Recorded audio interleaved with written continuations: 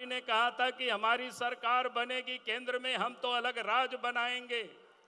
1998 में, 1999 में इस देश में बीजेपी के नेतृत्व में सरकार बनी, अटल बिहारी वाजपेयी जी प्रधानमंत्री बने और झारखंड राज अलग हुआ। और इसलिए मैं कहता हूं कि आज अगर झारखंड राज बना है तो भारतीय जनता पार्टी के कारण, अटल बिहारी वाजपेयी जी के कारण, जिन्होंने हमें, जिस पार्टी ने अलग राज दिया है, हमें उस पार्टी को वोट करना है। यही निवेदन और यही अपील करने के लिए आया हूं।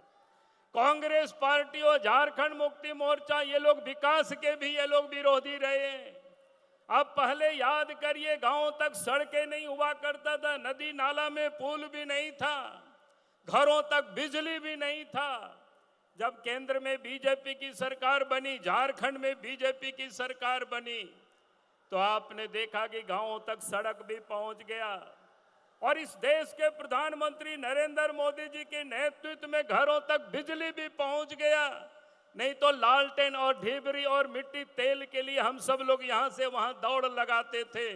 अगर आज विकास की रोशनी को किसी ने पहुंचाया है तो इस देश के प्रधानमंत्री नरेंद्र मोदी जी ने पहुंचाया है। आज हम सब लोगों के बीच में यहां उपस्थित है।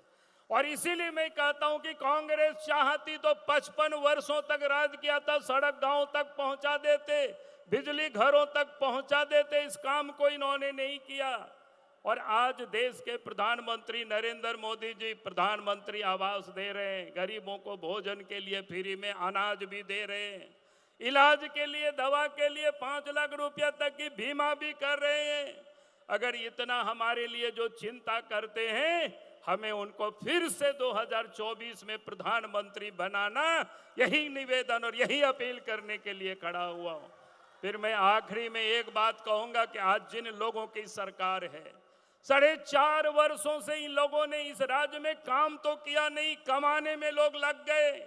चाहे हेमंत सोरेन हो, चाहे आलमगीर आलम हो, आज भी जो सरकार है वो कोई अलग नहीं दिख रही है। और इस राज्य में आज लूट मची हुई है। इस राज्य की नदी के बालू को इन लोगों ने लूट लिया, पहाड़ के पत्थरों को इन लोगों ने लूट लिया, कोयला को इन लोगों ने लूट लिया, जमीन के भी फर्जी कागजात बना करके उसको भी इन लोगों ने लूट लिया।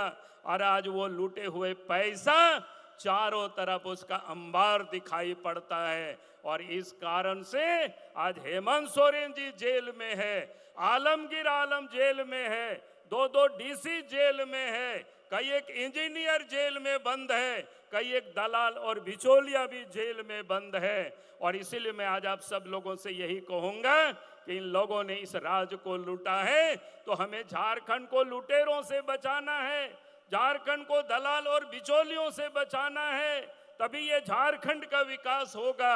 यही मैं आप सब लोगों से निवेदन करने के लिए खड़ा हुआ हूं। और आखिरी में फिर से आप सब लोगों से कहूंगा कि 1 जून को अपना वोट कमल फूल छाप में देंगे।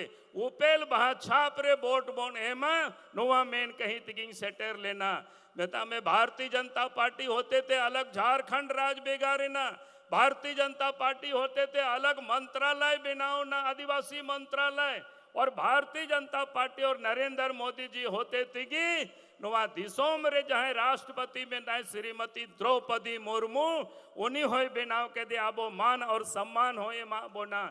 और संथाली भाषा हो भारत रिया संविधान रे 8वीं अनुसूची रे को अगू किदा और नूना बान मैन आबो लगी को कमी करना।